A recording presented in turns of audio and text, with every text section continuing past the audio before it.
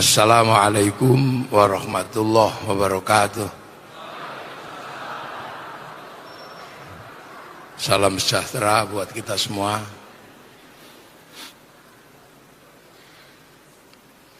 Yang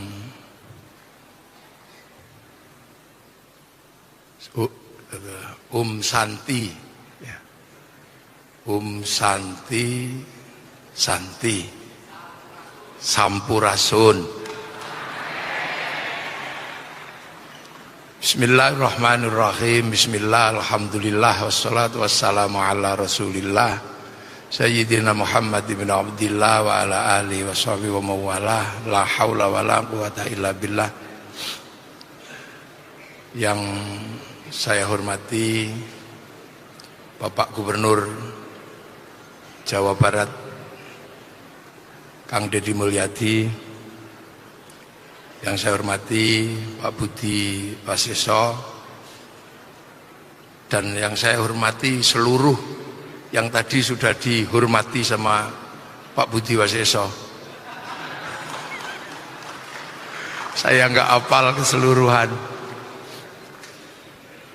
karena Pak Budi Waseso tadi menyampaikan pantun. Saya juga mau menyampaikan pantun, tapi pakai bahasa Jawa karena saya orang Jogja. Jadi manuk glathik cucuke abang, habis dilantik terus berjuang. Jangan sampai manuk glathik cucuke biru, bar dilantik terus turu. Ini alhamdulillah sebenarnya pelantikan pramuka, pelantikan Basnas, dan pelantikan DKM Al-Jabar. Ini semua terjadi tidak lain adalah karena kita ini manusia. Jadi karena kita ini manusia maka banyak sekali acaranya. Jadi penghuni bumi ini kan banyak. Gak cuman manusia, tapi yang paling ribet itu cuman manusia. Jadi jangan dikira penghuni bumi itu cuman manusia. Ada jin, ada malaikat, ada yang tumbuh, ada yang bertelur, ada yang beranak. Tapi yang paling ribet itu manusia. Sapi itu gak terlalu ribet, kambing juga nggak terlalu ribet, tapi yang paling ribet itu adalah manusia. Karena apa? Karena manusia ini panitia di bumi ini. Jadi panitia bumi itu ya manusia ini, yang dipasrahi oleh Allah untuk jadi panitia. Inni ja'ilun fil ardi khalifah. Aku ciptakan manusia ini untuk jadi pemimpin. Kalau dalam bahasa sekarang mungkin ya panitia lah. Nah, karena manusia ini jadi panitia, makanya manusia ini yang paling ribet. Semua diurus. Sapi diurus, bahkan ada yang ngurus kutu, ada yang ngurus. Ada yang manusia seumur-umur cuman ngurus burung kenari, ada. Ada manusia yang seumur-umur cuman ngurus batu, ada. Ada yang seumur-umur cuman ngurus kodok, ada. Jadi makanya di seluruh dunia ini ada yang ngurus, dan semua yang ngurus manusia. Ada yang ngurus hutan, ada yang ngurus gunung. Makanya jangan heran kalau kemudian di dunia ini semuanya ada yang ngurus, karena manusia itu memang tugasnya ngurus. Dan kadang kita nggak bayangin. Makanya ada profesor ahli lumut, ada yang profesor khusus ahli kurap, ada profesor yang khusus. Nggih, monggo Kang Deddy mau zoom gitu. Jadi makanya di dunia ini semua ada yang ngurus. Dan manusia ini paling dinamis. Di dunia ini yang paling dinamis adalah manusia. Kita bisa melihat betapa manusia ini sangat dinamis. Di zaman Nabi Adam, ketika manusia baru belajar menghuni bumi, ngubur orang aja nggak bisa. Diceritakan Qabil setelah membunuh Habil, cara ngubur orang aja belum bisa. Setelah orang mati itu mau diapain, itu belum bisa. Sekarang belum lahir sudah bisa dibunuh. Manusia itu dinamis. Zaman Nabi Nuh, zaman Nabi Idris, manusia baru belajar pakai baju. Makanya Nabi Idris dikenal sebagai penjahit karena baru belajar pakai baju. Zaman Nabi Nuh ada banjir besar, sebagian besar mati. Karena apa? Kapal baru satu. Pengalaman itu membuat manusia belajar bikin kapal. Makanya sekarang pabrik kapal di mana-mana. Maka seandainya banjir besar itu terjadi dan air bisa dinaiki kapal, mungkin manusia nggak punah karena pabrik kapal banyak. Manusia dinamis. Makanya seandainya dunia ini dulu diserahkan kepada malaikat, mungkin dunia ini sepi. Karena malaikat itu nggak nikah. Jadi nggak ada pesta, nggak ada sewa son, nggak ada sewa tenda, dan nggak ada kondangan. Atau seandainya dulu itu dunia ini diserahkan kepada jin atau iblis, mungkin dunianya jadi serem, hantu tok gitu. Untung diserahkan ke manusia, jadinya dinamis. Zaman Nabi Ibrahim atau Abraham, ada wabah namanya wabah nyamuk. Semua manusia mati karena digigit nyamuk. Pengalaman itu membuat manusia jadi dinamis, menjadi berkembang. Makanya banyak sekali pabrik obatnya nyamuk sekarang. Makanya sekarang kalau nyamuk datang ke manusia disemprot langsung mati. Zaman Nabi Sulaiman kita masih tahu sejarahnya. Ketika membangun bangunan-bangunan besar, jin berperan untuk membantu pembangunan zaman Nabi Sulaiman. Tapi ngurus jin itu ribet. Makanannya pakai bunga yang aneh-aneh, pakai kambing yang warnanya warna-warni. Ngurus jin itu susah. Akhirnya manusia karena pengalaman biar nggak susah ngurus jin, bikin keren sekarang, bikin bulldozer yang ngurusnya lebih gampang, pakai solar udah beres. Maka jin-jin yang seperti itu pensiun sekarang, udah nggak punya kerjaan. Zaman Nabi Sulaiman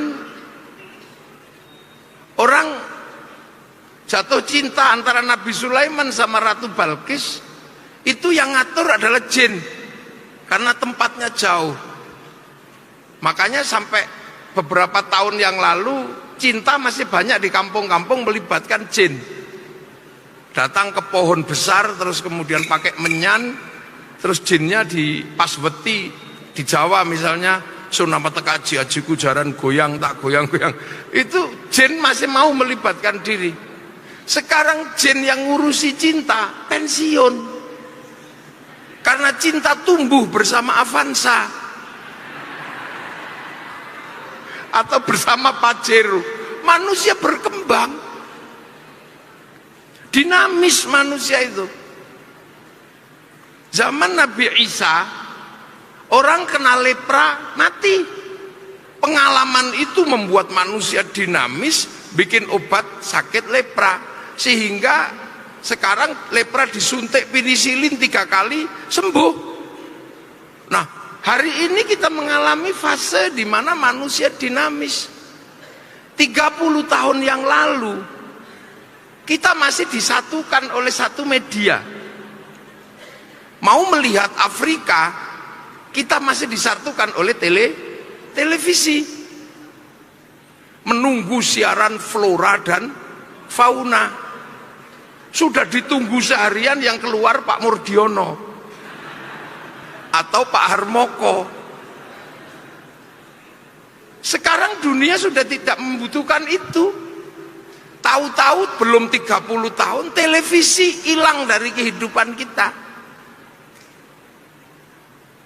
Radio dulu sangat terkenal, namanya serial Brahma Kumbara. Saya mengenal istilah Sampurasun, Rampes itu ya Brahma Kumbara itu. Radio. Tahu-tahu sekarang radio hilang. Ini belum 40 tahun, betapa manusia cepat. Dulu kalau kita jatuh cinta, ini yang tua-tua zamannya Pak Budi Wasiso ini kalau jatuh cinta mesti pergi ke pasar, cari kertas warnanya pink, mereknya Harvest, baunya adalah bau mawar, jangan keliru bau melati, itu bau genderuwo. Terus mulai menulis, untukmu kekasihku, semenjak aku ditugaskan keluar pulau, entah kenapa kerinduanku nggak bisa kutahan. Dan setiap melihat bayang-bayang sesuatu seperti melihat bayang-bayangmu. Aku pedih di saat aku merindukanmu, kenapa yang keluar wajah bapakmu. Itu dulu pinter, ditulis di kertas, kartu pos. Tapi aku yakin malam hari ini kau pun merindukanku, karena kata rembulan kau dan aku sedang duduk di bawah sinarnya yang sama. Dariku yang merindukanmu.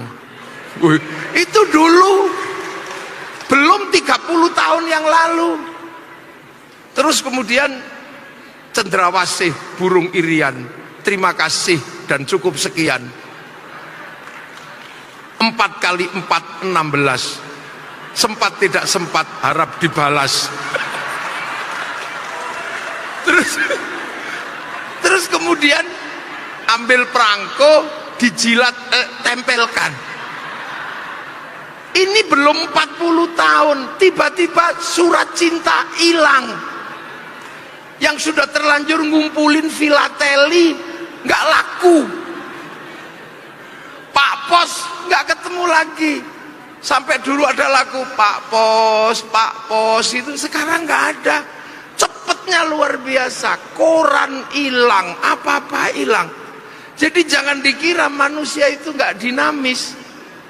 Makanya tidak salah Tuhan ketika menyerahkan dunia ini, dipasrahkan pada manusia.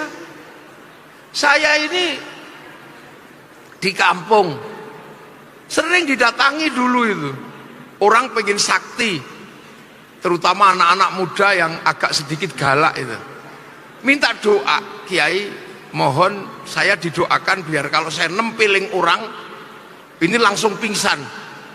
Maka ada pukulan sakti itu, tangan kanan rumah sakit, tangan kiri kuburan itu. Ini sudah 3 tahun ini nggak ada yang datang. Apa saya yang kurang sakti atau gimana? Ternyata dunia berubah. Saya tanya, kenapa kamu nggak minta ilmu itu lagi? Waduh Kiai, ilmu itu bikin miskin gitu. Loh kok bikin miskin? Sekarang nempiling orang itu 60 juta katanya. Peraturan berubah. Mungkin malaikat juga ada yang pusing sekarang. Malaikat yang nunggu bayi lahir itu pusing. Jatah ditunggunya keluar hari Jumat, hari Rebo sudah dikeluarkan. Jadi manusia ini dari awal ini dinamis. Karena apa? Karena pengurus. Makanya manusia itu kalau kita merenung sebenarnya, kadang kita mesti bersyukur, ya Allah, alhamdulillah kita lahir sebagai manusia. Coba kita lahir sebagai kambing gitu. Ada orang kawin mati, ada orang mati juga mati, ada kambing guling mati, digemukkan pasrahkan sama tukang sate. Atau kita lahir sebagai garangan, itu susah kita. Jadi untung kita lahir sebagai manusia, dan manusia ini adalah faktor penggerak dunia. Makanya jangan heran dunia ini bergerak karena manusia. Ini yang harus ini, makanya jangan jauh-jauh manusia ini mikirin manusia, jangan jauh, karena dunia ini digerakkan oleh manusia. Coba, makanya kadang sekali-sekali misalnya Pemuda Jawa Barat, Kang Dedi itu bikinlah patung. Dulu kan waktu di Purwakarta dimarahi sama FPI karena bikin patung, padahal manusia itu sebenarnya butuh patung untuk menghitung apa yang sudah terjadi dengan manusia. Misalnya kalau manusia berdiri, kita hitung dunia yang bergerak karena manusia.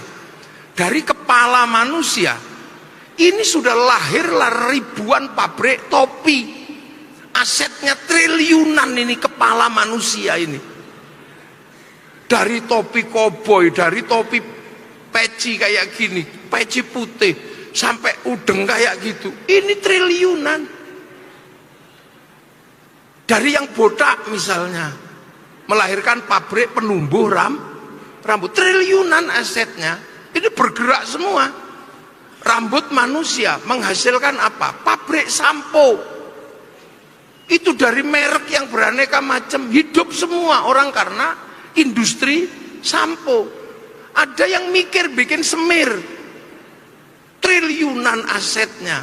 Yang bikin cukuran, triliunan, sampai barbershop, hidup semua karena rambut manusia. Ada yang cuman sederhana, mikirin kutu, bikin sisir kecil-kecil sama pabrik peditok. Yang orang kampung masih tahu lah, kalau Kang Dede Yusuf nggak tahu, dari kecil hidup di kota, nggak pernah kutuan. Kalau saya agak hafal karena rambut saya terkadang ada kutunya. Ini hidup semua. Muka manusia ini menghidupi beberapa negara. Pabrik skincare itu hidup karena muka manusia. Perancis hidup itu karena ngurusi muka manusia. Turun ke sini triliunan asetnya alis manusia ini. Dari pensil alis, sulam alis, bawahnya ini pabrik Ishido. Turun ke bawah lagi pabrik maskara, idep kebiok-ngebiok itu. Ke bawah lagi pabrik kacamata, Softland, rumah sakit mata. Turun ke bawah lagi ini glass on.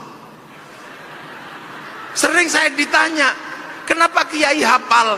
Karena istri saya perempuan.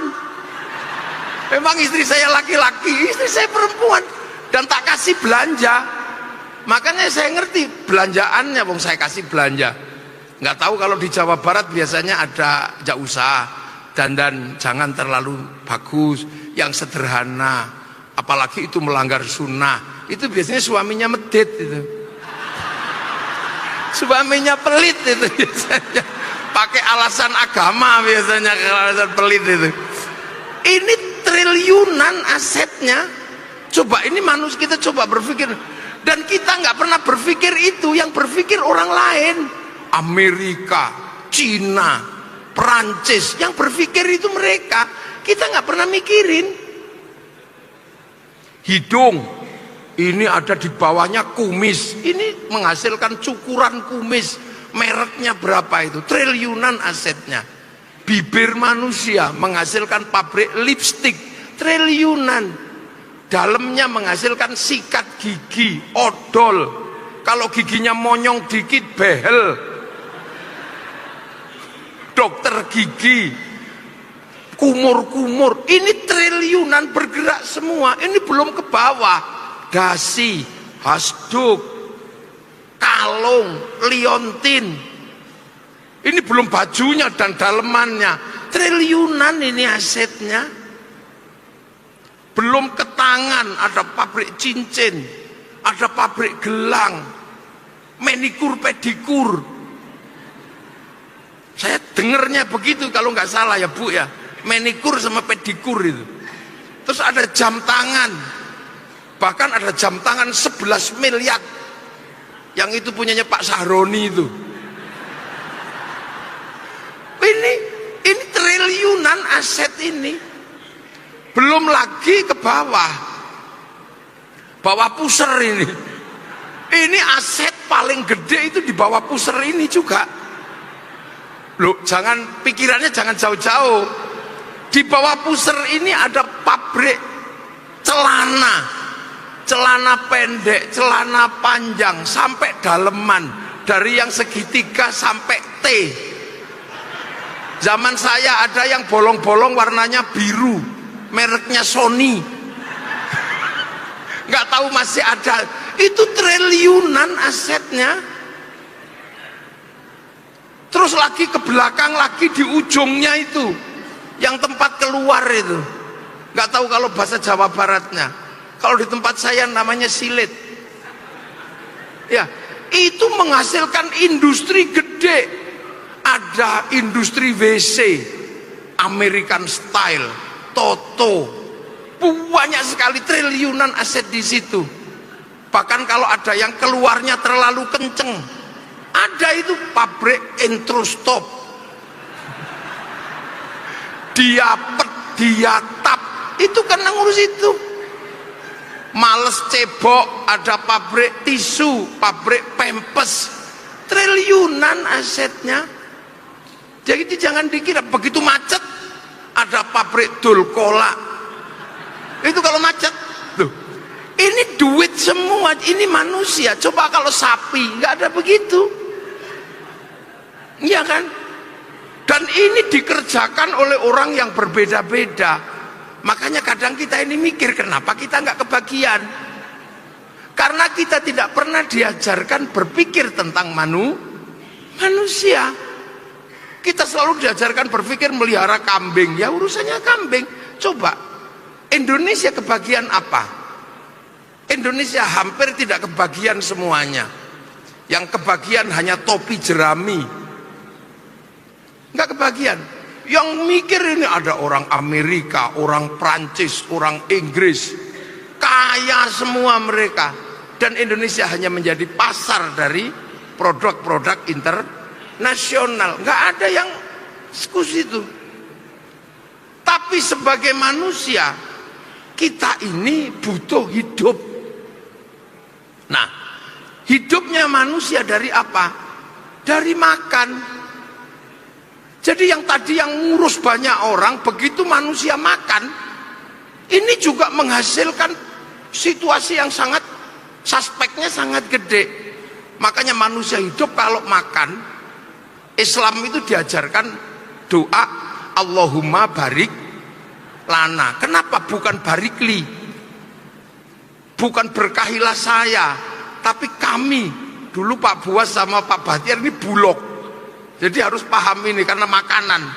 Islam mengajarkan kalau kamu makan doalah Allahumma barik lana.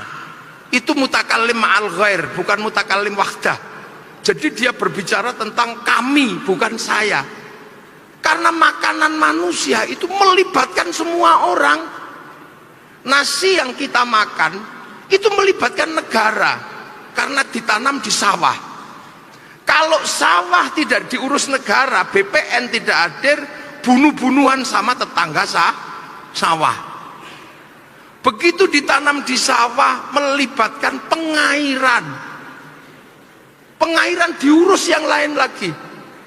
Begitu kita tanam di sawah melibatkan pabrik pupuk. Kita udah nggak nanya agamamu apa. Pabrik pupuk kamu Nasrani, Yahudi apa Hindu, nggak ada yang nanya. Yang penting datang urea pupuk dan pabriknya di mana-mana. Begitu waktunya panen, kita melibatkan mesin pemanen yang produksinya entah negara mana. Begitu waktunya digiling, kita melibatkan negara-negara yang menghasilkan mesin gilingan. Begitu waktunya mau dimasak, melibatkan pabrik kompor, melibatkan pabrik rice cooker, melibatkan pabrik gas. Ini kita nggak tahu ini tempatnya di mana, negaranya apa. Begitu naik ke meja, melibatkan pabrik piring, pabrik sendok, pabrik mangkok. Ini negara kita nggak tahu produksinya di mana. Waktu kita bumbuin, ada pabrik bumbu, ada negara yang khusus ngurusi bawang, ada negara merica. Ini tempatnya di mana kita nggak pernah tahu. Kondisinya seperti apa kita nggak. Yang penting hadir ketika kita masak. Setelah kita makan, kita mengambil anggur merah, anggur hijau. Itu bukan tanaman Indonesia, itu tanaman Amerika, tanaman New Zealand, Australia, tanaman Cina. Datang ke sini melibatkan negara, karena pasti itu adalah hasil impor. Berarti ada menteri perdagangan, berarti ada eksportir importir, berarti ada bill of lading, letter of intent, berarti ada jaminan obligasi yang berpusat di Bank Devisa New York, punyanya Rothschild Rockefeller, pengusaha Yahudi. Ayo. Nah itulah makanya makan itu manusia nggak bisa sendiri. Manusia ini holistik. Makanya kemudian ada Basnas, ini ngurus bagaimana makanan manusia. Makanya Basnas kalau berpikir tentang makanan, jangan kemudian sekali-sekali melupakan barik lana. Jangan dikit-dikit kafir, jangan dikit-dikit musyrik, itu jangan. Karena makanan itu melibatkan lintas agama, lintas negara. Jangan. Nah, manusia yang seperti ini menjadi landasan dan catatan bahwa mari kita berpikir bahwa hidup itu tidak sendiri. Hidup itu bersama, membangun kebersamaan. Tapi yang tidak boleh lupa adalah satu, bahwa manusia yang menjadi pemimpin ini adalah atas delegasi Tuhan. Jadi manusia ini didelegasi Tuhan untuk menjadi pemimpin. Makanya dikasih bekal yang paling komplit di antara makhluk yang lain. Bekalnya paling komplit. Bekalnya sapi segitu, bekalnya kambing segitu. Manusia paling komplit. Karena dipersiapkan Tuhan untuk menjadi panitia. Dan Tuhan berjanji, Allah, kamu akan pulang. Kamu pulang kemana? Ya kembali ke kampung halamanmu di sana. Karena manusia itu bukan penduduk sini. Makanya orang Nasrani juga menyebut akan kembali pada Allah Bapa di surga. Orang Yahudi menyebut kepada Yahweh, kembali pada Yahweh di surga. Orang Hindu kepada Sang Hyang Widiwasa di swarga loka. Orang Buddha kembali pada Sang Buddha di nirwana. Orang Islam innalillahi wa inna ilaihi raji'un. Lah itu tugasnya DKM untuk ngurusi itu. Karena DKM ini ngurusi masjid. Masjid itu apa sesungguhnya? Masjid itu pemancar yang ditaruh Allah di bumi, agar manusia tidak kehilangan sinyal ketika nanti kembali berhubungan dengan langit. Karena di langit ini ada sinyal besar, ada cloud besar, di mana manusia ketika diturunkan di sini, di langit ketujuh sana dicatat dulu di cloud langit. Cloud yang sangat luar biasa. Orang Yahudi menyebut tabut Sulaiman, orang Yunani menyebut kotak Pandora, orang Jepang menyebut kantong Doraemon, pusat segala data. Orang Islam menyebut Lauhil Mahfud. Lauhil Mahfud ini kan pusat data, di mana manusia sebelum turun ke sini diregistrasi di situ dulu. Disebut alastu birobbikum, kamu nanti kalau sampai sana, sampai di tempatmu yang baru, ingat nggak kalau aku ini Tuhanmu? Manusia jawab, qalu bala syahidna, iya ya Allah, aku jadi saksi engkau adalah Allah. Makanya kemudian manusia diturunkan ke sini dikasih paketan. Paket rezekinya segini, paket nyawanya segini, jodohnya ini, dikasih paketan. Kalau tiba-tiba paketannya habis, ya kick, itu selesai. Nah, Makanya karena manusia diturunkan di sini, manusia ini kan galaksi satu. Nah manusia kampung halamannya itu galaksi ketujuh, langit ketujuh. Kita nggak tahu itu langit ketujuh itu batasnya sampai di mana jauhnya. Karena galaksi satu menuju galaksi dua itu melewati black hole, lubang hitam yang kita nggak tahu itu batasnya di mana. Lubang hitam itu nggak tahu. Makanya agar manusia tidak kehilangan sinyal dari sana, maka Allah bikin sinyal di bumi, pemancar di bumi. Pemancar itu yang disebut inna awwala baiti wudi'a lin-nasi lalladzi bi Bakkah mubarakah. Aku bangunkan sebuah rumah pertama kali untuk ibadah, kata Allah. Itu ada di Makkah sana. Inilah yang kemudian sempat hilang sinyal ini, pemancar ini. Makanya Nabi Ibrahim ketika jadi nabi, manusia menganggap bahwa dirinya Tuhan. Dia cari sinyal ini, pemancar ini.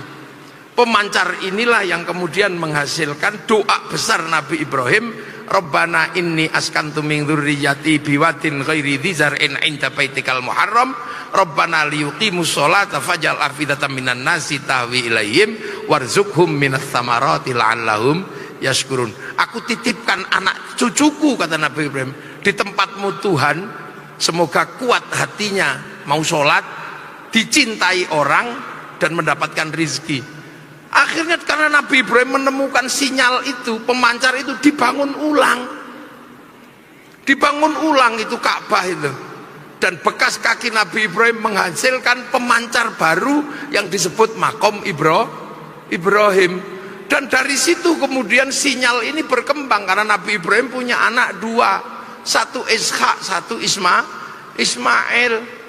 Dari Ishak ini melahirkan Yakub, dari Yakub melahirkan Israel yang kemudian dikenal dengan nama Bani Israel yang bergerak ke barat, Yahudi dan Nasrani, membangun peradaban di barat. Dari Ismail melahirkan Nabi Muhammad. Nah kebetulan sampean ini garisnya Nabi Muhammad. Maka kemudian Islam sinyal ini digeser ke beberapa negara. Maka di setiap negara muslim membangun sinyalnya masing-masing, bikin pemancar. Yang Jawa Barat bangun Al-Jabar, ini pemancar sini, tapi harus terhubung dengan pemancar yang ada di Makkah. Makanya sampean nggak boleh menghadap ke timur, harus ngadep ke barat sana, mustaqbilal kiblati, ngadep ke sana. Sinyalnya nggak boleh hilang. Makanya kita hanya diperintah fawalli wajhaka syatrul masjidil haram, arahkan wajahmu kepada Masjidil Haram, karena ini sambung sinyal dan nggak boleh hilang sinyal itu. Karena yang menemukan, yang bangun sinyal adalah Nabi Ibrahim. Maka Allahumma sholli ala Sayyidina Muhammad kama shollaita ala Sayyidina Ibrahim wa ala ali Sayyidina Ibrahim. Nah sinyal-sinyal ini tugasnya panjenengan yang selalu mengingatkan manusia ini akan pulang. Ini tugasnya DKM itu, yang ngurusi makanannya biar Basnas. Nah pramuka ini ngurusi apa? Kan gitu, ngurusi bagaimana manusia membangun kebangsaannya, membangun kenegaraannya dari tingkat paling dasar. Karena akhirnya manusia setelah dari proses yang panjang bersepakat untuk membangun negara. Semua dari bersuku-suku, berbangsa-bangsa, akhirnya ada kesepakatan besar membangun negara. Karena kebetulan Nabi Muhammad lahir 571, itu saat manusia sudah mulai bernegara.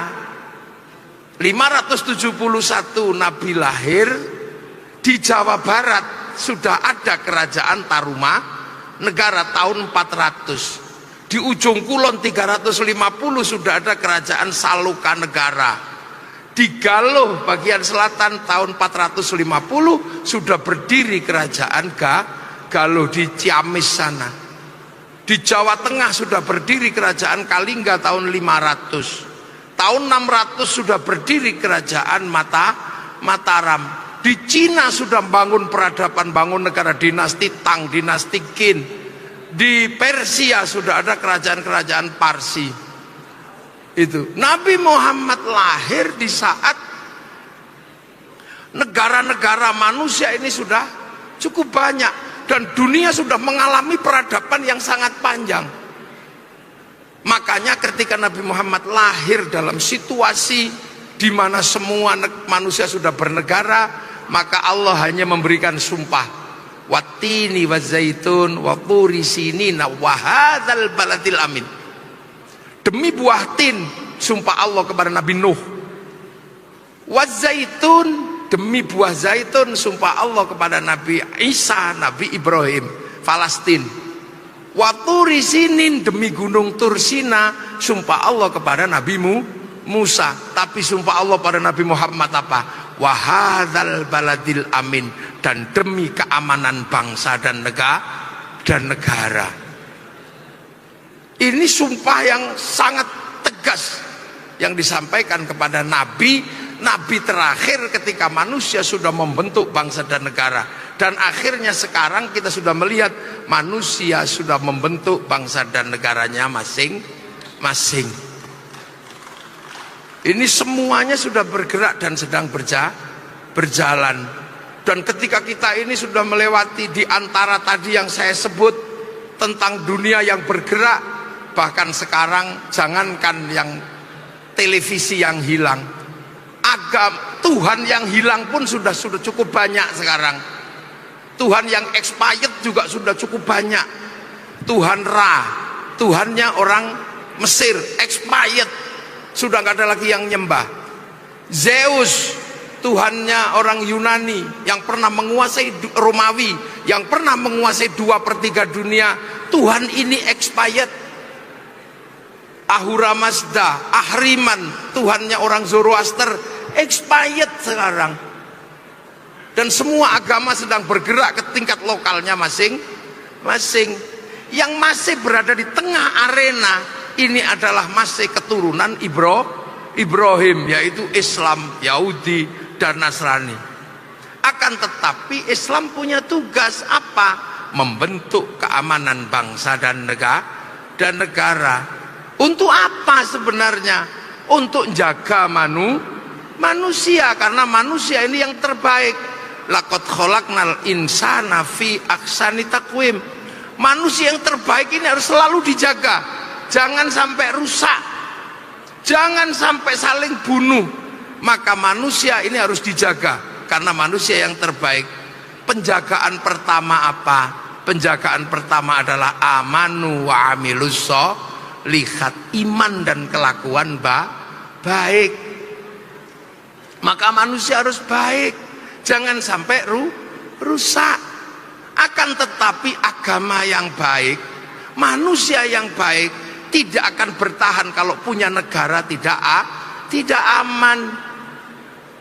Manusia baik, agama baik tetap rusak dua-duanya kalau tidak ada keamanan negara, tidak ada baladil amin. Arab dan sekitarnya itu manusianya cakep-cakep, agamanya bagus-bagus. Kenapa saling bunuh? Karena tidak tercipta keamanan bangsa dan negara. Makanya tugas pramuka sesungguhnya apa? Membangun kecintaan pada bangsa dan negara. Karena Cina sudah punya negara, Amerika sudah punya negara. Dan pertanyaannya, kenapa mereka semuanya bisa bangkit? Karena mereka punya kecintaan pada bangsa dan negara. Kecintaan pada bangsa dan negara itu tujuannya untuk apa? Tujuannya cuma satu. Kalau nanti anak-anak negeri yang pinter-pinter sudah bisa melakukan produksi, apa yang tadi dibutuhkan seluruh manusia sudah diproduksi oleh anak-anak negerinya sendiri, sehingga negara tidak terganggu dan tidak tergantung yang lain.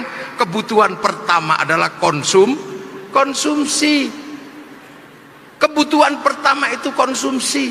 Nah, konsumsi terbesar itu konsumsi dalam negeri. Konsumsi dalam negeri berbanding lurus dengan rasa cinta pada bangsa dan negara. Ini nggak boleh hilang. Amerika kenapa bisa bangkit dan bisa produksi dan konsumsi? Dia bangun kecintaan pada bangsa dan negaranya cukup lama menggunakan film-film Hollywood. Dia bangun kebangsaannya melalui film Wild West sampai The Last of the Mohican. Dia bangun. Ketika dia gagal di Vietnam, bangsanya nggak boleh malu. Dia bikin Rambo 1 sampai 6. Ketika mereka ditekan secara spiritual oleh Cina, dia bikin American Shaolin, American Kung Fu.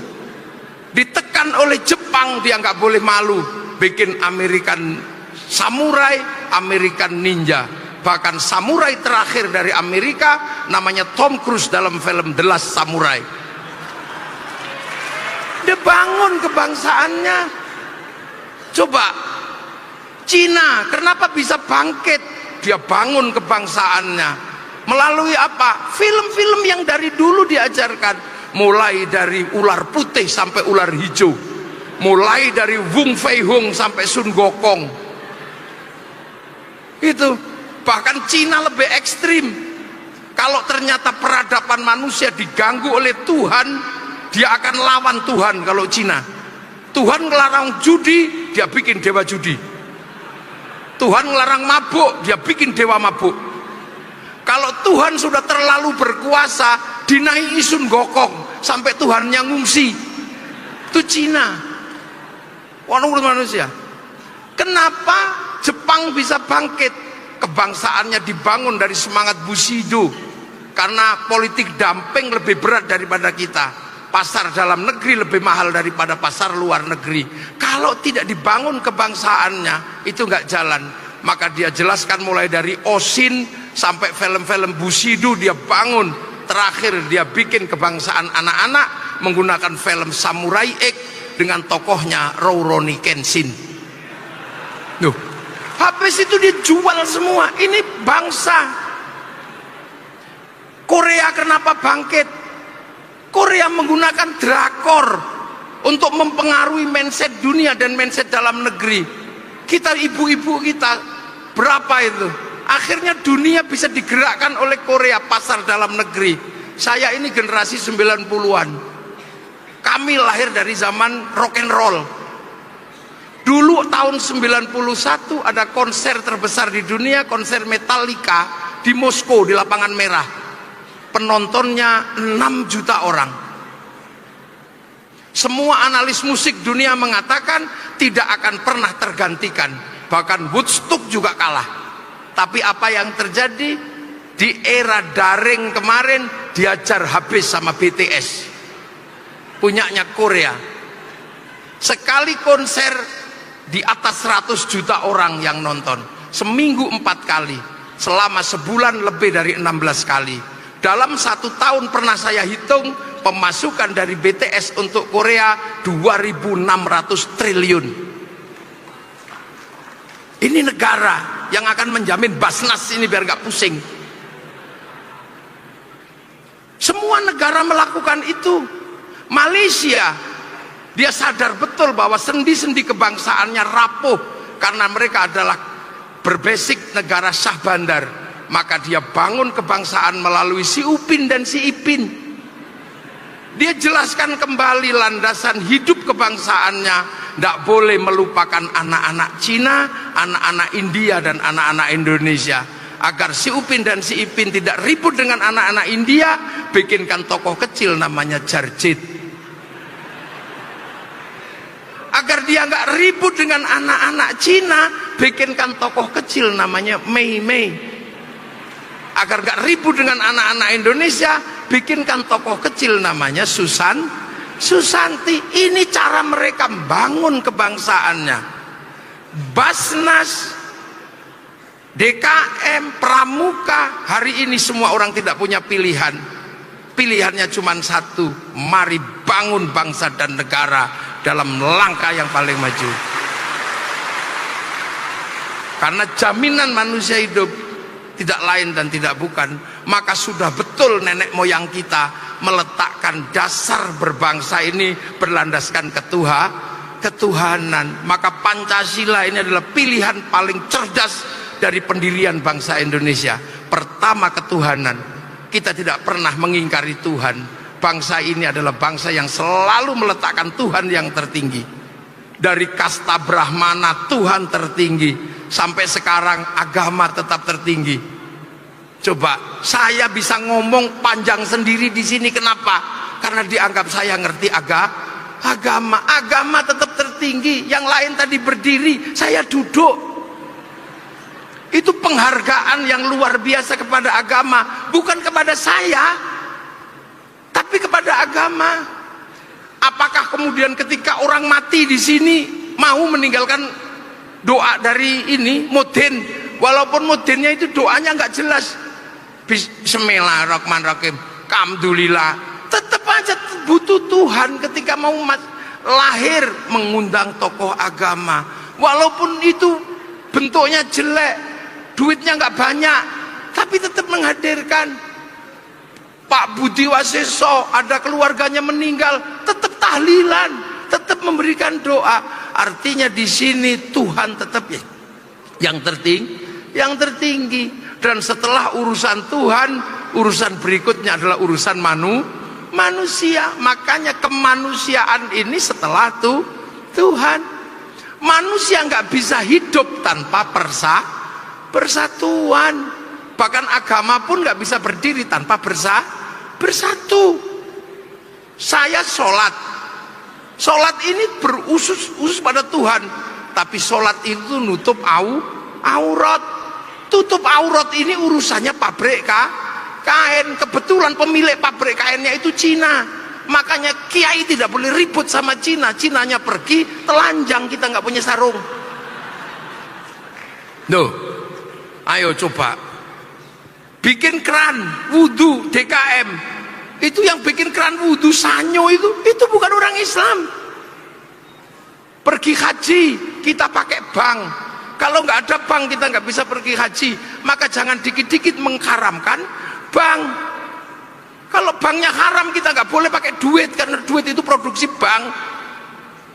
Pergi haji yang ngurus Yahudi, karena pesawat Boeing Airbus saham terbesarnya adalah orang Yahudi Nasrani. Bunuh Yahudi semua, renang kita dari Pelabuhan Ratu. Ini agama pun nggak bisa berdiri sendiri. Makanya Rasulullah menyatakan mayyuridillahu bihi khairan yufaqihu fiddin. Siapa yang dikehendaki menjadi baik oleh Allah, dikasih ngerti urusan agama. Khaironnya nakiroh, maknanya khairon kamilan, kebaikan yang sempurna. Baik yang sempurna bukan milik manusia, itu milik Allah. Ini pengajian ini, saya di sini baik apa enggak kira-kira? Kalau saya ini baik, maka kebaikan saya enggak akan pernah ada kalau enggak diundang sama Kang Dedi. Saya enggak akan baik di sini kalau enggak ada Kang Dedi yang undang saya. Makanya kalau gitu baik saya apa baik Kang Dedi? Ya nggak bisa kalau baik Kang Dedi, saya nggak datang Kang Dedi juga jelek. Loh, ini baru dua udah ribut kita. Belum lagi kalau yang di sini ikut-ikutan, ya kami, ya sampean kelihatan baik, Kang Dedi kelihatan baik karena kami mau datang. Coba kalau nggak ada yang datang di sini, ini cekson. Ini baik nggak pernah berdiri sendiri. Maka orang baik jangan pernah merasa paling baik, karena baik itu bareng-bareng. Manusia butuh persatuan, tapi persatuan butuh sesuatu yang paling dasar. Apa? Kesetaraan, menghargai perbedaan suku, bangsa, agama. Makanya landasan persatuan yang dipilih adalah kerakyatan. Apa kerakyatan? Kerakyatan adalah perintah Nabi. Kalau kamu hidup berbeda suku, beda bangsa, agama, hiduplah yang rukun, saling bertanggung jawab. Kullukum ra'in wa kullukum mas'ulun an ra'iyyati. Kalian semua adalah para pemimpin yang hidup harus saling bertanggung jawab. Kalimat ra'iyah inilah yang dipilih oleh nenek moyang kita untuk menyatukan perbedaan suku, bangsa, agama, sehingga ra'iyah dipilih menjadi bagian dari landasan hidup bersama yang sekarang kita kenal dengan istilah rakyat. Jadi rakyat adalah hidup berbeda suku, bangsa, agama, saling tanggung jawab. Kita bukan people. Kalau people kita vox populi, vox dei, suara mayoritas, suara Tuhan. Begitu kita mayoritas, diktator mayoritas. Makanya khilafah dan ikhwanul muslimin gak cocok hidup di negeri ro'iyah Indonesia. Kita bukan komunis, komunis itu proletar. Begitu proletar ini kuat, diktator proletar. Lihat kita ro'iyah, rakyat setara. Yang tadinya Indonesia itu ada raja, hamba, kawulo, gusti. Ketika ikut ro'iyah semua setara.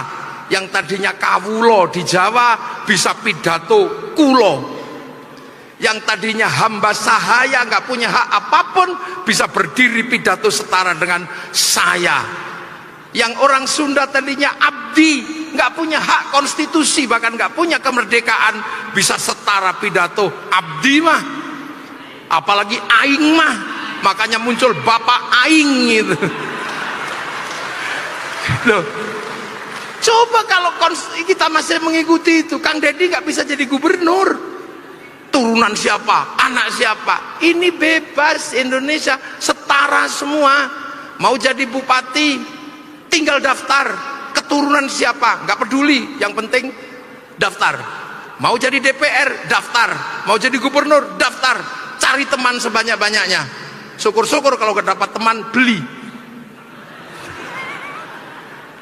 Kalau punya duit, kalau enggak ya cari teman sebanyak-banyaknya. Makanya luar biasa ada fenomena di mana ada seorang pemimpin yang tumbuh bersama rakyat, dan itu dimiliki oleh Jawa Barat, namanya Kang Deddy Mulyadi. Ini fenomena baru ini, makanya saya tetap hormat sama Kang Deddy. Tapi ya karena ini jadi kurus. Dulu saya pertama kali ketemu tahun sekitar 2000 sebelum Covid ya Kang ya, itu masih gemuk. Ya, dan mungkin juga karena masih banyak berpikir tentang siapa pendampingnya kan, mungkin juga. Ya, karena rindu itu berat. Kita tahu. Ya kan, ujian manusia turun ke bumi pertama kali kan ujian rindu. Nabi Adam dan Siti Hawa dipisah 300 tahun itu dalam keadaan rindu. Jadi penyakit paling berat di dunia itu penyakit rindu. Ya, sakit gigi disuntik sembuh. Sakit udun disentuh, tapi kalau rindu berat itu, makan nggak enak, tidur nggak enak, juga nggak keluar, itu rindu. Saya doakan Kang Deddy secepatnya menemukan pelabuhan rindunya. Nah, itu kerakyatan. Tapi ingat, orang tidak akan bisa menghargai orang lain. Orang tidak akan menerima perbedaan kalau hatinya tidak jernih. Butuh hati yang jernih, hati yang bersih, penuh nilai ketuhanan. Hati yang jernih, penuh nilai ketuhanan yang bersih adalah hati yang penuh hikmah. Makanya kerakyatan hanya bisa dipimpin oleh hikmah. Hikmah itu apa? Kejernihan batin atas nilai-nilai ketuhanan. Orang yang hatinya jernih, yang hatinya bersih, dia akan bijaksana, maka kebijaksanaan. Kalau hatinya nggak jernih, hatinya sektoral, dia akan bijak sini, bukan bijaksana. Nggak bisa ke sana ke sini terus. Cuman dirinya dan keluarga dan kelompoknya yang diurus, nggak bisa. Kerakyatan hanya bisa dipimpin oleh hikmah. Hati yang jernih akan menghasilkan kebijaksanaan. Dan orang yang bijaksana mau diajak musyawarah. Karena menganggap orang lain sederajat. Tapi kalau hatinya jelek, kotor, dia selalu menganggap dirinya benar, enggak akan bisa mau diajak musyawarah. Dia akan merasa benarnya sendiri.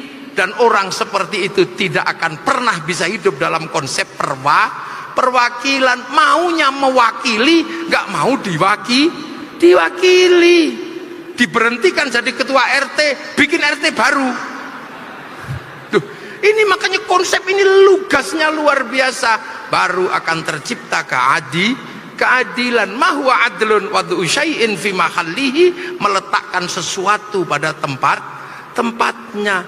Nah inilah kita sudah diletakkan sendi-sendi berbangsa dan bernegara yang luar biasa kompleks, luar biasa independen, dan luar biasa menempuh masa depan. Maka harapan besar semoga Indonesia baik-baik saja, dan kita semua tidak lupa bahwa kita ini adalah manusia yang punya masa depan untuk anak cucu kita nanti. Jangan lupa kita adalah orang-orang yang harus mempersiapkan generasi terbaik untuk Indonesia di masa depan. Matur nuwun. Assalamualaikum warahmatullahi wabarakatuh.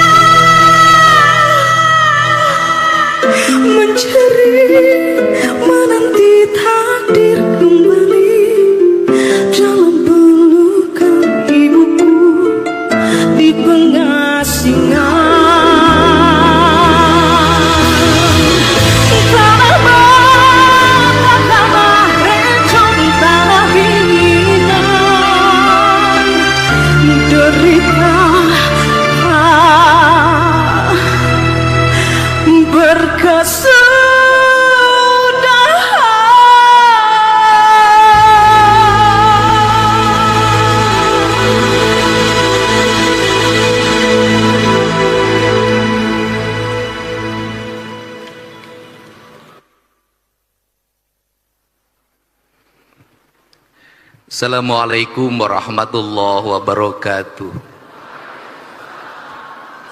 Sampurasun.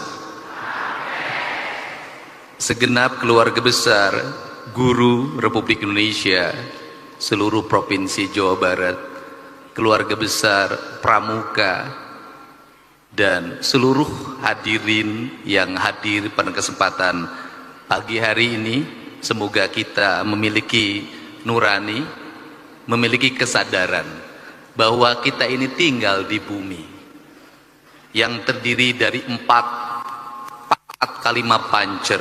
Ada tanah, ada air, ada udara, dan ada sinar matahari. Pramuka itu mengajarkan sebuah nilai fundamen. Kalimat yang sangat kuat dalam pikiran saya adalah kalimat cinta alam dan kasih sayang sesama manusia.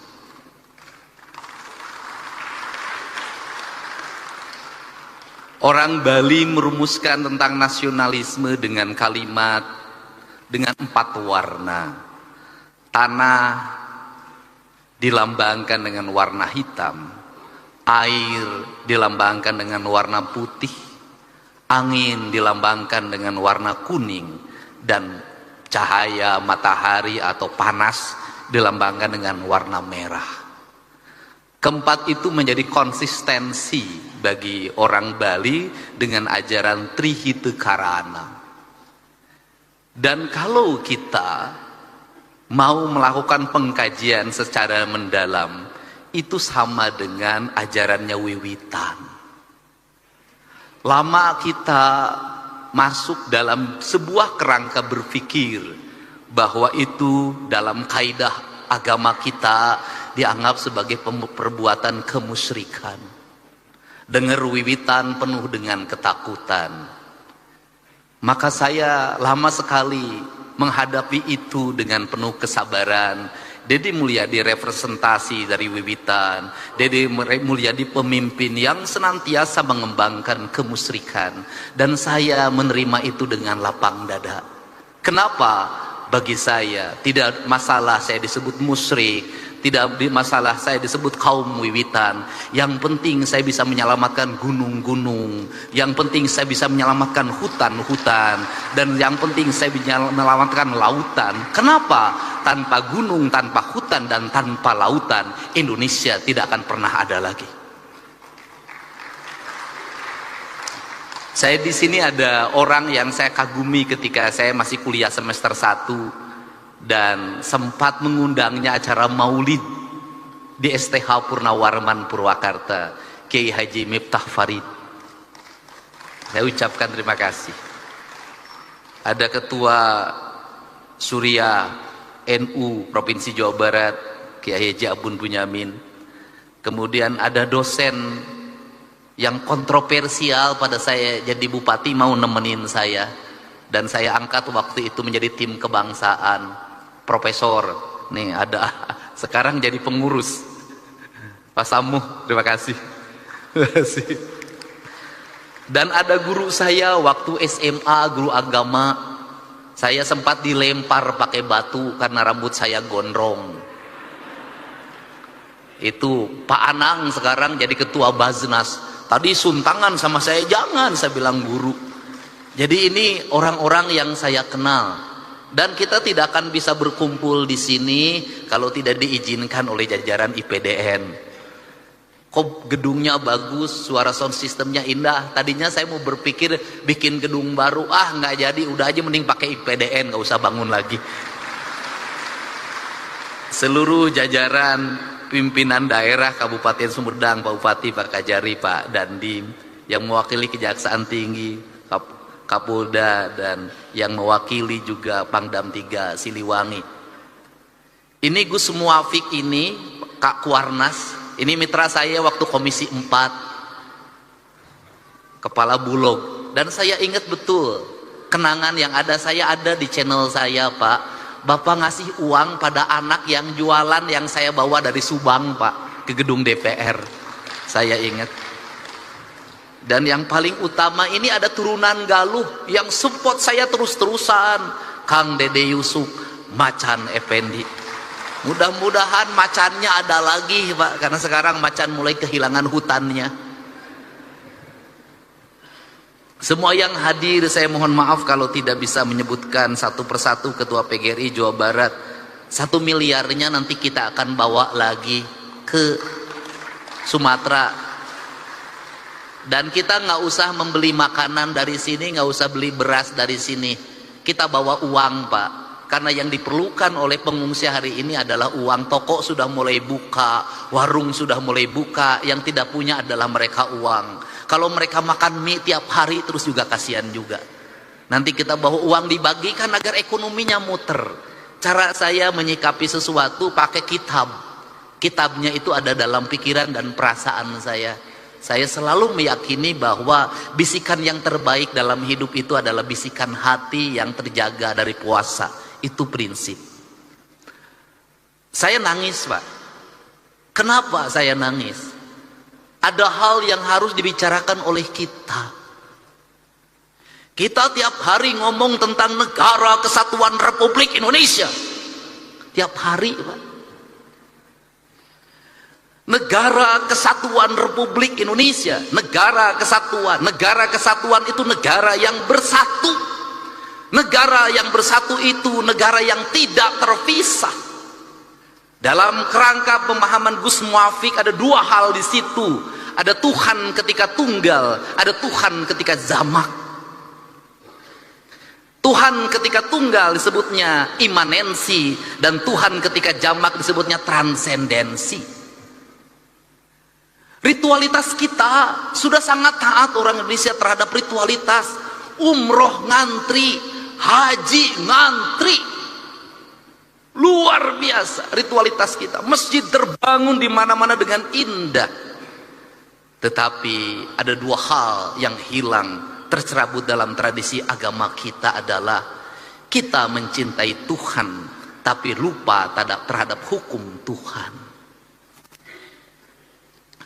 Hukum Tuhan yang benar, yang tidak perlu ditafsirkan, yang tidak melahirkan mazhab, yang tidak melahirkan kelompok, yang tidak melahirkan ormas adalah hukum alam. Hukum matahari tidak akan pernah berubah. Hukum tanah tidak akan pernah berubah. Hukumnya air tidak akan berubah. Hukumnya udara tidak akan pernah berubah. Tidak perlu pakai tafsir. Karena tidak perlu pakai tafsir, dalam pandangan saya, mencintai Allah berarti tunduk dan patuh pada apa yang ditentukan oleh Allah. Ketundukan dan kepatuhan kita pada apa yang ditentukan oleh Allah adalah ketundukan dan kepatuhan kita pada kausalitas, pada sebab akibat, pada hukum alam, hukum yang universal, yang di seluruh negara sama itu hukumnya. Sehingga seorang nasionalis, dia akan menangis ketika hutannya dibabat. Seorang nasionalis, dia akan menangis ketika hulu-hulu sungainya diuruk. Seorang nasionalis, dia akan menangis ketika mata airnya makin mengering. Kalau kita mengaku mencintai NKRI, mengaku menjadi nasionalis, membiarkan hutan dibabat, membiarkan sungai diuruk, membiarkan laut diuruk, dan membiarkan mata air mengering, saya katakan Anda pembohong.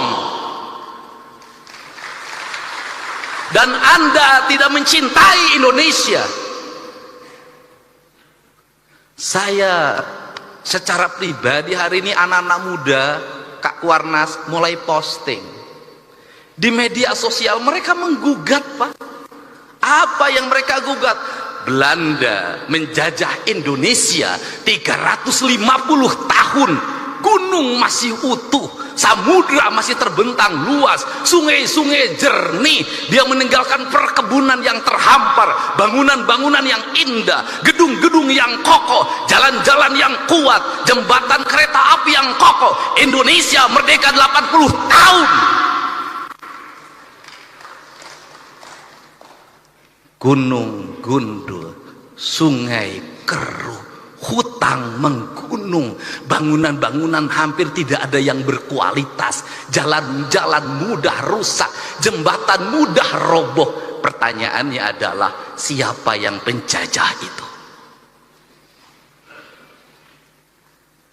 Ini kesadaran mungkin tidak layak diomongin sama gubernur, tapi saya mewakili hati nurani saya yang selalu ingin saya ungkapkan dimanapun. Kenapa? Ini problem bangsa. Dan kebiasaan kita ini adalah ketika bencana kita ribut melakukan perbaikan, tapi nanti ketika sudah musim kemarau lagi lupa lagi, berbuat lagi. Kenapa saya ngomong begini? Saya punya hitungan ekonomi. Kita dapat dari pembabatan hutan berapa triliun, kita dapat dari pengambilan pasir berapa, dari pengambilan gunung berapa, tapi ketika bencana berapa puluh triliun, ratus triliun yang harus kita kerahkan, rugi. Bangun jalan di Jabar, baru bangun diinjek lagi sama Toronton yang tonasenya 40 ton, 30 ton, rugi, Pak. Dan semua orang diam, berdiri seperti patung dimusrikan, tapi sikap kita yang mematung, membiarkan kerusakan terhadap Indonesia dianggap pada sikap yang beriman. Gak bisa. Sehingga inilah yang ingin saya bangun. Gerakan pendidikan kita harus menggerakkan anak-anak kita kembali pada titik dasarnya. Dia adalah manusia Indonesia yang mencintai tanahnya. Problem anak-anak kita hari ini apa? Dia tidak mengenal tanahnya. Kenapa tidak mengenal tanah? Sejak lahir kakinya tidak pernah menginjak bumi. Pakai sendal, di sepatu, tidak pernah berlari di pematang sawah, tidak pernah berenang di sungai, tidak pernah dia berlari menuju gunung. Dia menghabiskan waktu dalam setiap hari hanya dengan gadget. Dia mengenal ikan di gadget, dia mengenal padi di gadget. Dan setelah itu negara lain mengintip kita, dia kemudian mengunci kita, otak kita, mengunci otak anak-anak kita. Standarnya sebegini, orang Indonesia umurnya segini. Kenapa? Mereka sudah punya rumusan. Kenapa? Bahan baku tempenya dari saya sudah tahu itu kualitasnya. Dagingnya dari saya, semuanya dari saya sudah tahu isinya apa. Kamu umurnya sekian, nanti ada penyakitnya ini, dan ketika penyakitnya ini ahlinya dari saya, alat kesehatannya dari saya, teknologinya dari saya. Kamu akan jadi bangsa dungu selamanya.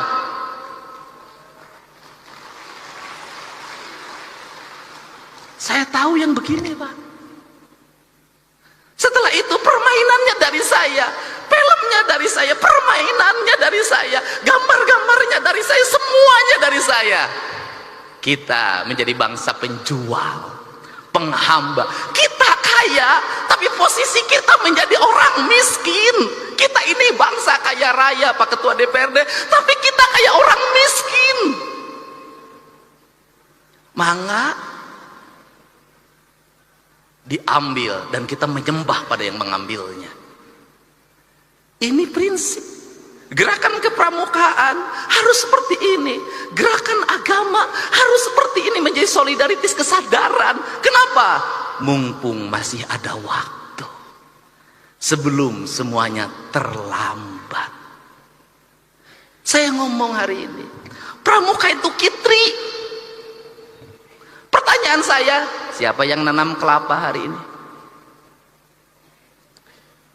Tiap hari itu dalam tradisi Sunda itu sebenarnya nggak boleh dawegan itu. Dawegan itu sakral aja, hanya untuk sesajen. Itu nggak boleh. Kenapa? Itu pantangan Pak Mali. Saya tahu kalau yang mudanya diambil terus, yang tuanya tidak akan lahir. Akhirnya kita hari ini harga yang mahal kelapa. Kelapa karena bijinya juga diperlukan untuk industri biskuit di Cina. Barang yang murah, kita ini tiap hari ngomong nanam nggak ada. Maka pemerintah Provinsi Jawa Barat tahun ini itu membuat sebuah kewajiban seluruh bantaran sungai setelah dinormalisasi, setelah rumah-rumah kumuhnya dibongkar, maka harus tanamin pohon kelapa sepanjangnya. Saya tiap hari nanam pohon kelapa. Kenapa? Ini pohon yang paling kokoh. Kemudian nanti itu apa yang dilahirkan dari pohon kelapa itu minyak. Dulu kita di mana di Jawa Barat penghasil minyak terbaik? Ciamis. Minyak keletik. Saya tahu betul pada saat minyak keletik dikonsumsi oleh kita, dikembangkan pikiran bahwa minyak keletik itu mengandung kadar kolesterol tinggi, berbahaya bagi kesehatan. Terus itu. Yang baik itu adalah minyak sawit. Sekarang dibalik lagi, yang terbaik itu adalah minyak kelitik barat. Itu begitu. Kamu ketinggalan. Yang bagus ini. Saya katakan, saya bertemu dengan orang-orang yang pinter. Dia ketawa. Apa itu? Kalian itu menuju ke tempat saya pergi. Kenapa? Kita ngikuti peradabannya orang lain. Orang lain sudah meninggalkan peradaban itu, dia menuju ke peradaban kita. Makanya saya berulang-ulang, kenapa saya mulai dari isu Sunda? Kenapa? Karena orang Jawa Barat itu Sunda. Tadi diceritakan pada saat Nabi Muhammad lahir, kita sudah ada Salaka Negara, sudah ada Taruman Negara, sudah ada Galuh. Artinya apa? Pada saat orang lain jahiliyah, kita ini sudah berperadaban. Dari sisi sebagai bangsa, saya sangat bangga sekali pada saat Nabi Muhammad diutus untuk mencerahkan pikirannya orang Jazirah Arab. Orang Sunda sudah punya kerajaan, orang Sunda sudah punya peradaban, orang Sunda sudah punya sistem, dan hidupnya tidak pernah berperang dan berbunuh-bunuhan. Sehingga kujang, jangan salah, kujang bukan alat perang. Kujang adalah alat sistem pertanian. Bangsa Sunda tidak pernah berperang. Hidupnya menjunjung tinggi apa? Dedehan, welasan, asihan, nulung kanu butuh, nalang kanu susah, nganter kanu sieun, nyaangan kanu poeken, saudara. Sehingga menjadi bangsa dipensif. Kenapa menjadi bangsa dipensif? Tanahnya sudah subur. Nggak usah. Biasanya bangsa yang suka perang itu adalah bangsa yang di tanahnya kering. Dia mencari sumber energi, dia mencari sumber pertanian. Kita mengesagala ayak, makanya gaya hidupnya si Kabayan. Kenapa gaya hidup si Kabayan? Bari ngagerek ceuri ge nuna bubuk menang lauk. Sederhana. Kenapa jadi begini hari ini? Karena hari ini di Jawa Baratnya sudah ada keragaman orang. Dari Sumatera, dari Kalimantan, dari Jawa Tengah, dari Jawa Timur. Semuanya hidup bersatu di sini. Maka sekarang kita berkompetisi. Nggak bisa ngandelin lagi ngagerek celi. Lamun ngagerek celi mana? Celi terus kayak manajer benang kubatur alam. Makanya dirubah lagi oleh saya, harus kecekatan, tepat waktu, efektif. Dan saya contohkan di acara-acara provinsi, MC cuman pertama, kesininya nggak usah. Kenapa? Menghambat waktu dan cermin orang bodoh. Kenapa cering orman bodoh? Itu jadi gubernur yang nggak ngerti apa-apa. Diukwe dititah, maju ke depan pidato aja disuruh. Yang terhormat Bapak Guru kami persilahkan, manja kudu persilahkan, ambil kesempatan, jangan nunggu dipersilahkan. Nggak boleh lah. Efektif, satu hari sekian acara. Kenapa saya ingin mengefektifkan ini? Kenapa? Karena keuangan saya efektifkan, waktu saya efektifkan, kinerja ini saya kasih tahu ke teman-teman DPR. Ini aja yang menarik di Pemda Jabar. Pada saat pegawainya full kerja, kinerjanya lemah. Pada saat pegawainya setengahnya yang kerja, setengahnya di rumah, kinerjanya malah lebih bagus. Kenapa itu dilakukan? Duitnya kan kita berkurang 2,458 triliun. Saya harus ngirit listrik, saya harus ngirit air, dan kemudian jalan nggak usah macet kalau pagi-pagi. Akhirnya pegawainya setengahnya sekarang WFH di rumah aja, kemudian lebih produktif saya lihat, dan mereka pendapatannya lebih baik. Kenapa? Tiap hari nggak usah jajan di kantin, nggak usah ngongkos mobil. Tapi kan ini kerjanya, ini alam sudah beda, bukan alam lagi berkumpul hari ini. Hari ini adalah alam berproduksi. Produksi hari ini nggak usah lagi panas-panasan, bisa jadi sambil tiduran. Memang dunianya sudah dunia digital, ini birokrasi modern. Tetapi kalau untuk pendidikan dasar nggak boleh.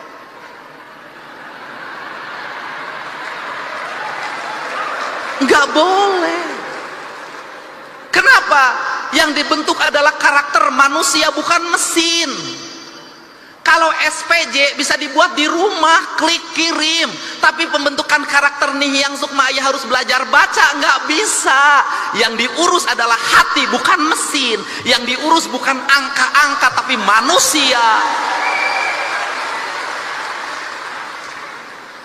Jadi saya tidak setuju anak SD menggunakan HP, anak SMP menggunakan HP. Kenapa? Pembentukan karakter dasar. Mereka harus tahu cara minum, mereka tahu cara makan, mereka harus bisa berlari, mereka harus bisa berjalan, mereka harus bisa bernyanyi, mereka harus bisa baca sastra, mereka harus bisa main musik, mereka harus bisa berinteraksi sosial. Kerakyatan yang dipimpin oleh hikmah kebijaksanaan dalam permusyawaratan perwakilan, ya harus manusia. Pada akhirnya yang dunia digital juga ada waktunya bertemu. Kenapa? Karena rindu tak pernah tertahan. Nanti ada kangennya, pegawai-pegawai Pemda kangen berkumpul, sebulan sekali bertemu. Kenapa? Karena rindu itu tak bisa hanya dengan video call, tidak hanya dengan chat. Pada akhirnya kita adalah manusia nyata, bukan manusia maya. Nah, kerangka ini harus dibangun sehingga apa? Ini tantangan buat MUI. Kalau selama ini selalu dikatakan dosa besar itu berzina, ya, judi, ya, tapi menurut saya hari ini harus ada yang ditingkatkan. Dosa yang paling besar itu adalah merusak alam. Paling besar. Yang berzina hukumnya dirinya dan istrinya dan keluarganya. Tapi membabat hutan di Ciwidey,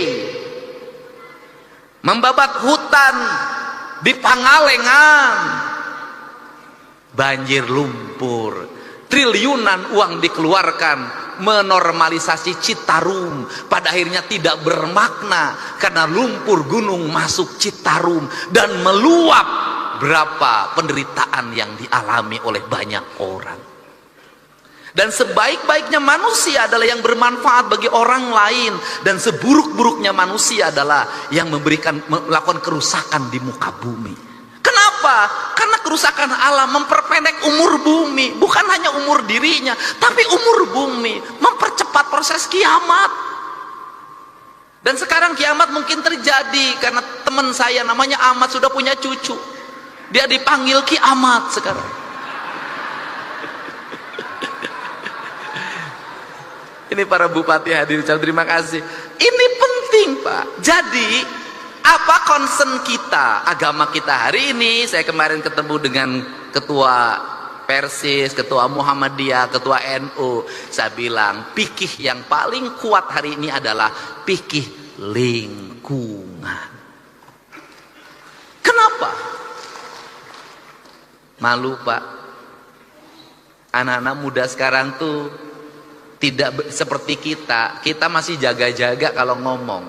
Anak muda sekarang tuh berani posting, Mbak, dan berani mencaci maki orang tuanya. Dia ngomong begini, kan kita malu kalau digituin. orang Indonesia ini paling banyak berdoa. Tapi orang Indonesia itu paling banyak bencana. Kan malu digituin. Orang Indonesia itu paling banyak berdoa, tapi paling banyak orang yang sengsara. Orang Indonesia itu paling banyak berdoa, tapi buang sampahnya di sungai, buang sampahnya di mana saja.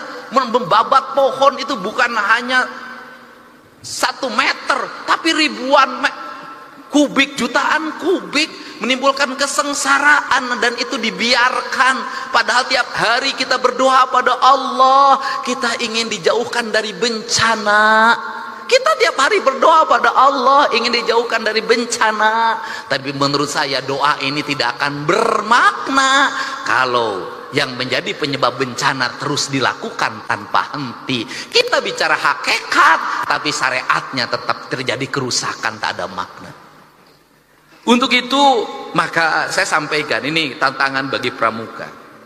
Hari ini Pemda Jawa Barat mulai menanami pohon-pohon enteh-enteh, areal perkebunan enteh yang kosong itu ditanamin oleh anggaran provinsi, orangnya digaji. Kita punya rencana juga dan akan berjalan, dan Januari efektif. Orang yang nanam pohon dan ada sekian, satu orang 2 hektar, itu saya gaji setiap bulannya sampai pohonnya nanti besar. Kenapa? Ini sebuah kepentingan. Ada 2 dimensi yang ingin dilakukan di situ, yaitu yang pertama adalah dimensi alam yang harus terselamatkan. Yang kedua adalah dimensi sosial ekonomi, di mana rakyat kita butuh uang. Saya jujur, ini ada sayuran tapi tetap saya kritik. Apa yang dikritiknya adalah mohon engkol, wortel, kemudian buncis, yaitu tanaman yang dibawa oleh Belanda. Itu makanannya orang Eropa. Di orang Indonesia nyebutnya sop.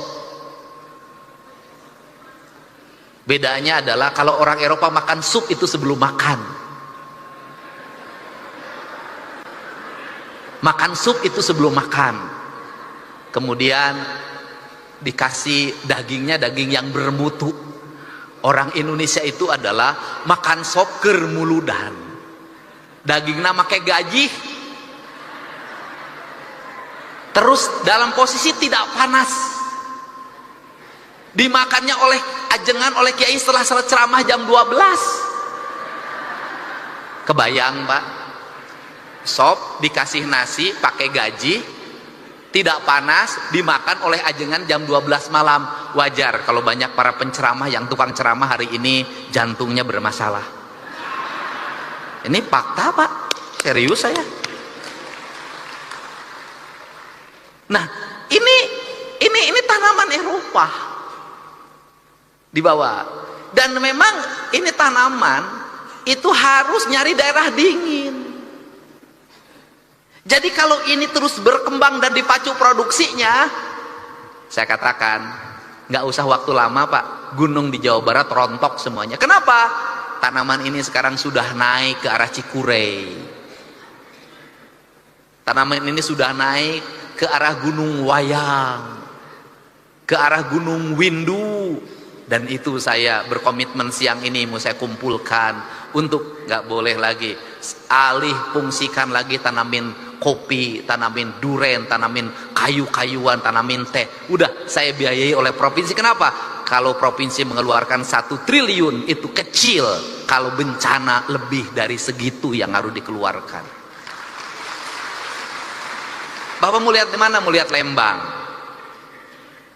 Terakhir saya pesan Pak, bukan nakut-nakutin Pak. Karakter Sumatera itu sama dengan karakter Jawa Barat Pak. Tanahnya sama suburnya, ada harimaunya, cuman bedanya harimaunya di Sumatera ada macannya, di Jawa Barat macannya jadi anggota DPR. Nah, mantan wakil gubernur. Dan saya pendukung beliau ketika menjadi gubernur dulu. Nah, dan saya buktikan di tempat saya menang Pak. Nah, itu harimau Sumatera sama harimau Jawa di Kalimantan tuh nggak ada harimau. Jadi tanah gembur. Jadi Belanda itu menetapkan Sumatera berdasarkan peneliti BRIN dari UGM. Itu dulu Belanda menetapkan sebagai daerah hijau.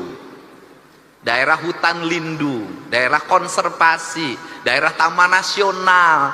Jawa Barat juga sama, daerah di sini nih mulai Bandung, Lembang, terus ke Garut, terus ke peradabannya, dan kemudian terus di daerah Cipanas, semua sama. Jadi kalau tekstur tanahnya terus dicabutin akarnya, maka potensi longsor sangat tinggi. Ditambah lagi ada potensi paling berat, sesar Lembang. Dan kalau sesar Lembang, nauzubillah jangan terjadi, kita berharap, maka siapa yang paling berat? Bandung. Karena Bandung itu cekungan. Begitu gunungnya jatuh roboh, air meluap, maka ini akan berubah menjadi danau dengan tingkat air yang sangat tinggi. Untuk itu ada dua hal yang mesti kita lakukan. Satu, kita mencoba untuk segera membenahi alam Jawa Barat ini yang rusak. Yang kedua, setelah membenahi alam ini, setelah sungainya dinormalisasi, setelah pohon-pohonnya ditanam, setelah gunung-gunungnya dihijaukan, setelah kita melakukan ikhtiar-ikhtiar kemanusiaan, maka kita berpasrah pada Allah. Jangan berpasrah terus tanpa ikhtiar kemanusiaan. Nah, ini yang saya sampaikan, sehingga saya mengucapkan terima kasih. Sekolah-sekolah, dinas pendidikan harus mulai dirumuskan kurikulum yang paling utama kita hari ini bukan lagi ngajarin anak-anak menggunakan gadget. Nggak usah diajarin anak-anak kita lebih pinter dari kita. Nggak usah diajarin anak-anak kita menggunakan HP, laptop, udah lebih pinter dari kita. Yang harus diajarin anak-anak kita hari ini adalah kembali sekolah bukan hanya ruang kelas yang digunakan, tetapi luang alam terbuka sebagai basic pembentukan pendidikan. Jadi kalau ada satu hari saya harapkan nanti Ketua Kuarda Jawa Barat, kalau ada satu hari anak-anak pakai pramuka di sekolah, terutama SD dan SMP dan SMA, SMK, saya harapkan di baju pramuka itu mereka tidak di dalam kelas, tapi mereka berada di luar kelas, membersihkan sungai, menanam pohon, kemudian belajar memasak di alam terbuka. Dia memahami lingkungan. Kenapa? Anak-anak kita hari ini nggak bisa lagi masak sayur asem, tidak bisa nyambel, tidak bisa nyangu, tidak bisa ngaliwet. Anak-anak karena tidak bisa fast food, go food.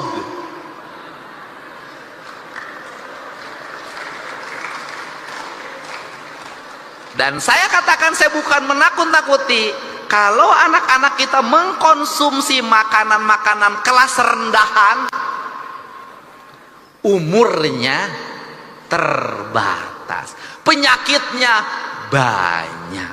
Anak kita nggak lagi pagi-pagi minum teh manis pakai gula aren, nggak ada, langsung kemasan berwarna, kemudian bergula, bersoda, sehingga umur 18 tahun banyak yang gagal ginjal, umur 20 tahun kena diabetes. Orang lain seneng lihat kita, seneng. Kenapa? Generasi muda Indonesia lemah. Kenapa mereka seneng? Kekayaan alamnya melimpah. Dan di negara yang kekayaan alamnya melimpah, negara itu harus hati-hati karena dia bidikan banyak orang. Untuk itu saya ini yang menegaskan kembali lagi, karena pramuka itu ngajarin itu semua. Dan yang berikutnya lagi pesen, kalau perkemahan-perkemahan harus dihidupkan lagi, kerjasama TNI Polri menjadi pembimbingnya. Kenapa? Saya masukin mereka ke barak militer terbentuk, bisa baris, bisa upacara, bisa jadi paskibra. Si Egi wae nu ngacapruk rada hidang. Ini manfaatin KDD Kak Herman, jadi saya ingin nanti yang dikirim ke barak marinir, ke barak TNI AU, ke barak TNI Angkatan Darat, anak-anak sudah berbaju pramuka, pendidikannya di situ. Ini karakter-karakter ini, karena kerjasama kami dengan Polda, dengan Polres, hari ini angka geng motor sudah hampir menurun. Yang terakhir kemarin di Bandung sudah ditangkap. Kita ini waktunya hanya terbatas dengan Pak Kapolda. Pokoknya Pak Dedi, Pak Gubernur, 2 hari pasti kena. Kita terus update, menurun.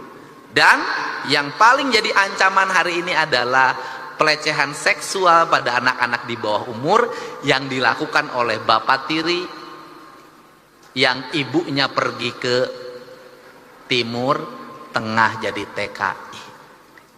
Ini. Nanti saya sih pengen bikin moratorium sajalah. Tidak boleh seorang ibu meninggalkan anak balita untuk bepergian ke luar negeri. Saya pengen begitu. Dah. Terutama meninggalkan anak perempuan. Udahlah, saya kemarin sudah nangkep lagi di Sukabumi. Terakhir, jadi gubernur konten itu manfaatnya ternyata banyak, Pak. Saya tiap hari tuh bacain TikTok, yang satu masalah pelecehan seksual langsung telepon Kapolda, cepat ditangkap. Yang ini masalah apa lagi? Pokoknya aya nama kabeh ka Pak Dedi weh.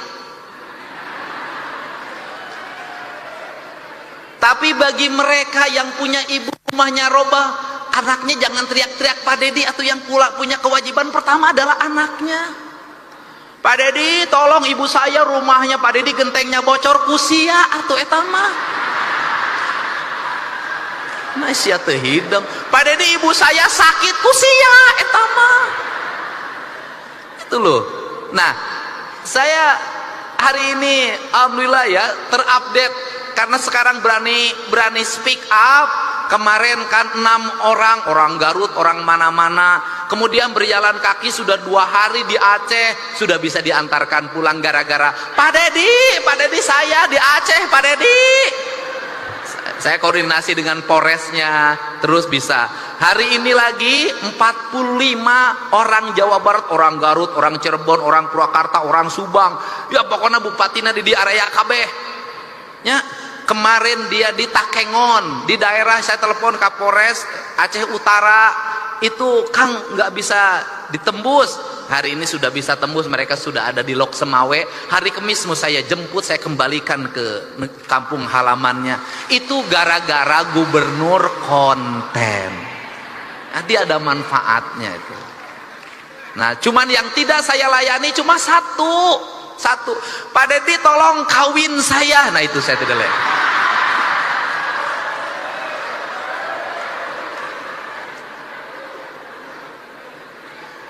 Kenapa saya sudah ngomong untuk urusan itu, Gus? Omongan saya apa? Janji politik pasti saya tepati, tapi janji menikahi belum tentu saya turuti.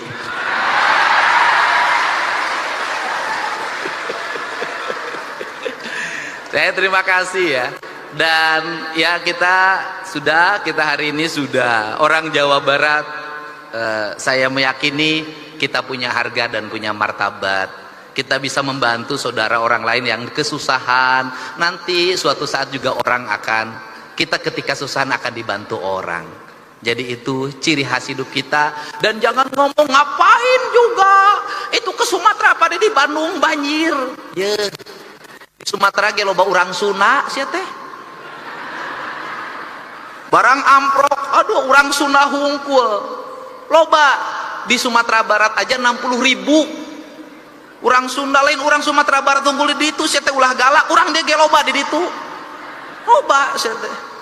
Nah, tetapi kan semuanya selesai. Artinya Bandung solusinya saya udah nemu. 1, gunungnya dihijaukan. Yang kedua, sudahlah daripada capek-capek rumah di bantaran sungai kita relokasi. Sudah, pimpinan DPR saya mohon izin, daripada terus-terusan tinggal di bantaran sungai ada hampir 1.500 rumah.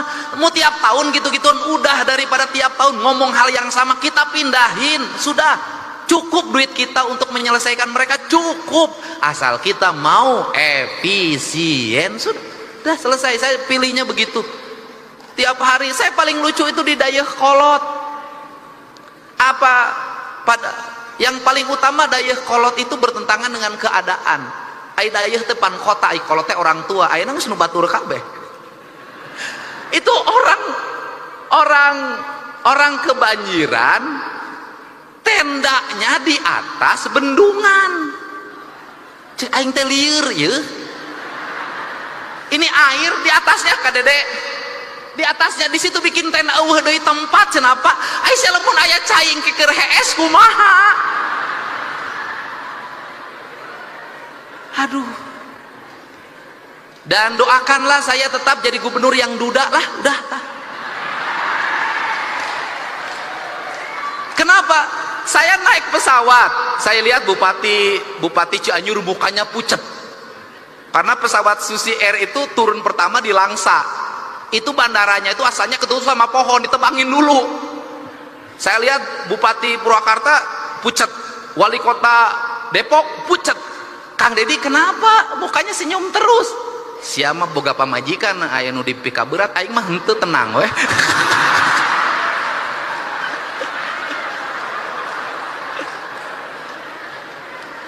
Orang lain begitu turun langsung WA-nya pada keluar.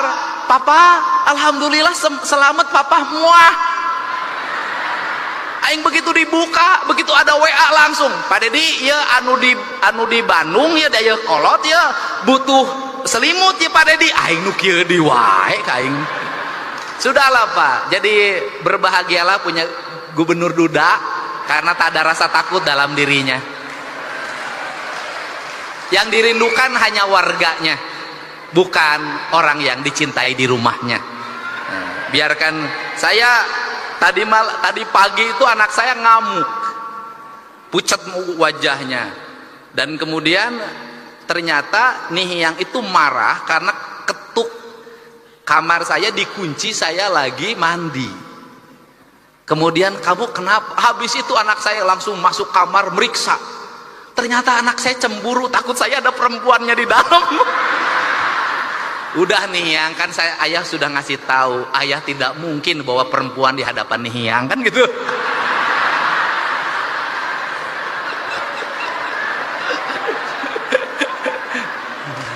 Kalaupun ada pasti ayah sembunyikan, ayah tidak mau melukai hati Nihiang gitu. Ya, orang lain berpikir ngemadu, saya satu pun belum pernah bertemu. Alhamdulillah ya. Terima kasih ya, mudah-mudahan sehat. Terima kasih pada Baznas, bukan pada Baznas sebenarnya. Kalau Baznas mah nampung doang.